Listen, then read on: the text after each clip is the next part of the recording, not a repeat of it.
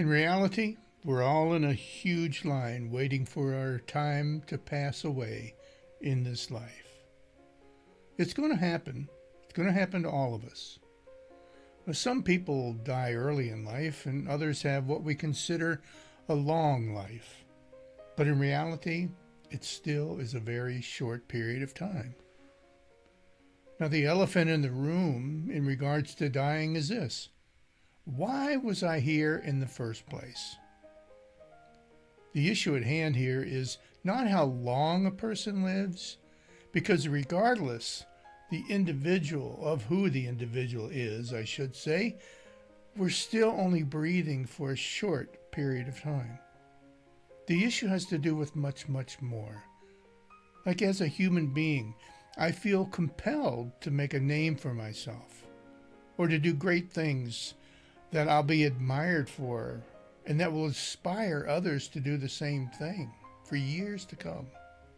But regardless of the haphazard and the phenomenal, maybe, accomplishments of my life, I still die in a very short period of time. Interestingly enough, even the nobodies of the world are subject to the same conditions.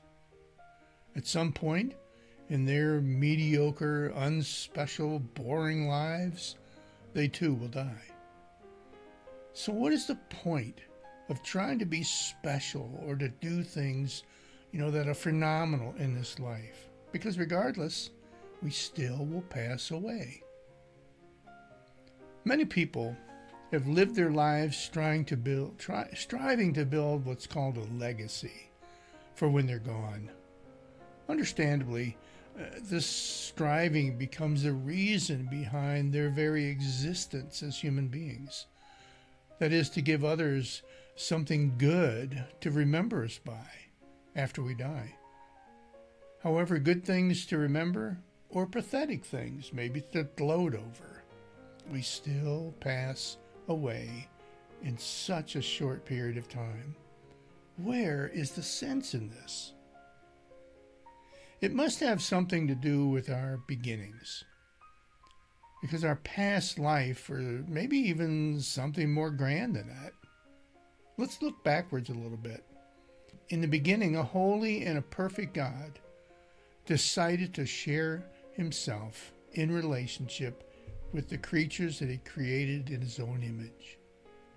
One of the aspects of God is his free will. And in his wisdom and for his perfect purposes, he instilled free will in all of us as well. And this allows us to experience choices, both good and bad, and then to experience the associated consequences. Well, sure enough, we do choose poorly at times, and our free will decisions separate us from the one that created us in the first place. This is not totally unexpected. It has always been, and I'm sure very much anticipated.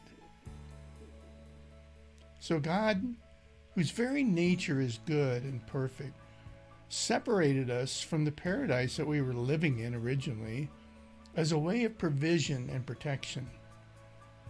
If God had chosen to leave us there in the Garden of Eden, we would have eventually have chosen to eat of the tree of life and been left in a fallen and a sinful state for all of eternity.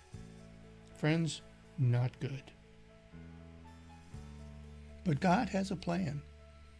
And since we choose evil over goodness and obedience many times, God moved us into an imperfect world for our own protection. You see, at this point, God had two choices. One, to leave us in paradise, knowing that we would eventually be condemned to a sinful, suffering life forever. Or the second choice, to place us in what I call a holy time out. In this time out, we would have an opportunity to think and to understand our condition, to see God and to make choices for or against him. But in his tremendous mercy, he went ahead and paid a very heavy price for our redemption. long before the choice was ever even offered to us. That, friends, is why we are here, in a holy time out, hopefully having our eyes opened to our desperate need for God and not for ourselves. Friends, what's important in life is not what we did that was notable or what we did that people will remember. What's important is whether or not we've heeded God's warnings about our eternity, and if we've accepted Him as our loving Father and His Son Christ as our Savior.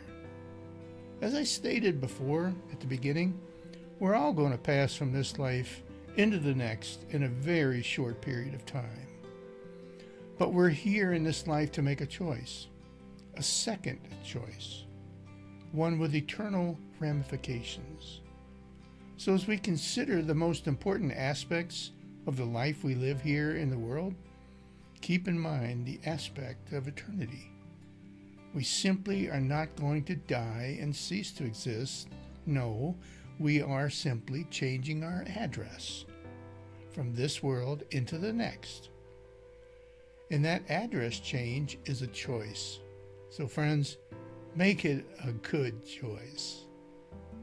I hope that this first version of Perspectives from Tough Questions for God is something that you'll find helpful, maybe inspiring, and give you some real heavy things to think about.